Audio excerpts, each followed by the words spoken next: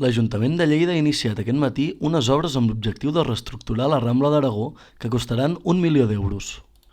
Les obres tenen la intenció de crear 1,5 metres més de zona sostenible pels vianants i més espai pel carril bici a canvi de treure un carril pels cotxes en direcció nord. És la primera obra dels 6,3 milions d'euros vinguts de fons europeus que ha proporcionat l'Estat, que s'invertiran en un seguit de millores viàries que es duran a terme en cascada. La finalitat és doble. Per una banda, reduir les emissions de CO2, per una altra banda, generar un espai més amable, més segur, més còmode, més simpàtic per a la ciutadania. Les obres duraran 5 mesos i s'habilitarà un carril bici excepcional la propera setmana. L'Ajuntament ha demanat a la ciutadania paciència, ja que veurà com la ciutat de Lleida es vesteix d'obres i de maquinària els següents mesos. Informa Josep Riba per la capçalera.